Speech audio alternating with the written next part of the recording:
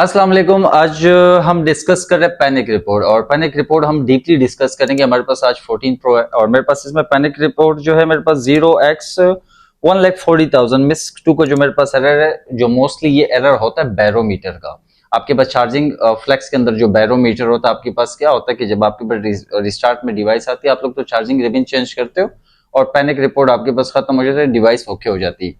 मैं जो डिस्कस कर रहा हूं, मैं इसका हार्डवेयर डिस्कस कर रहा हूं। लॉजिक बोर्ड के अंदर जो इशू आता है, मतलब आपने चार्जिंग फ्लेक्स चेंज कर दी, उसके बावजूद भी आपके पास पैनिक सेम है।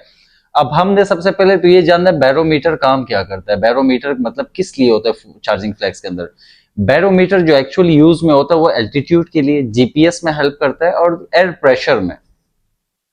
अब मैं जो ये डिवाइस है मेरे पास, इसका मैंने सेम बोर्ड पे सीपीयू भी रिवॉल्व कर दिया। उसकी वजह ये है कि मेरे पास सीरियल डेटा इसका मिसिंग है। अब सीरियल डेटा का मेरे पास जीआर मिसिंग नहीं है और ना सीरियल क्लॉक का जीआर मिसिंग है, मेरे पास वोल्ट मिसिंग है। अब अगर सीरियल क्लॉक की मैं बात करूं तो सीरियल क्लॉक पे मेरे पास 1.28 वोल्ट, अगर आप चार्जिंग फ्लेक्स की देखो जो यहाँ पे सीरियल क्लॉक मेरे पास 1.28 वोल्ट कंप्लीट आ रहा है, ठीक है। लेकिन सीरियल डेटा में मेरे पास 520 मिली वोल्ट मेरे पास आ रहा है। तो मतलब 520 मिली वोल्ट आ रहा है, तो उसका मतलब सीरियल डेटा मेरा एबनॉर्मल है।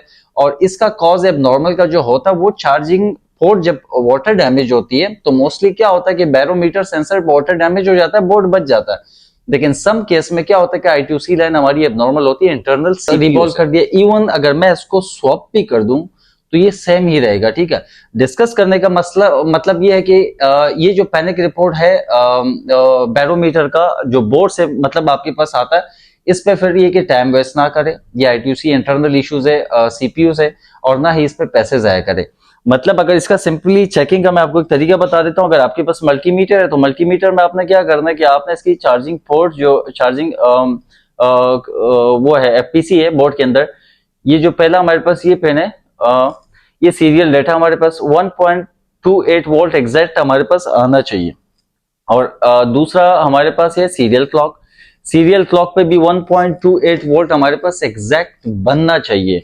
और अगर आपके पास डीएसओ है तो डीएसओ से तो आप प्रॉपर मतलब उसकी फ्रीक्वेंसी भी मेजर कर लेंगे कि आपके पास कितनी किलोहर्ट्ज की फ्रीक्वेंसी आ रही है और कितनी नहीं आ रही, वो तो आपके लिए और इजी हो जाएगा। लेकिन आपके पास अगर मल्टीमीटर भी है तो मल्टीमीटर पर भी आप मेजर कर सकते हैं। मल्टीमीटर पे मतलब है कि आपके पास 5, अब मेरे पास इस केस में क्या आ रहा है कि मेरे पास 520 मिली वोल्ट आ रहा है सीरियल डेटा पे, और सीरियल क्लॉक पे मेरे पास 1.28 वोल्ट कंप्लीट आ रहा है।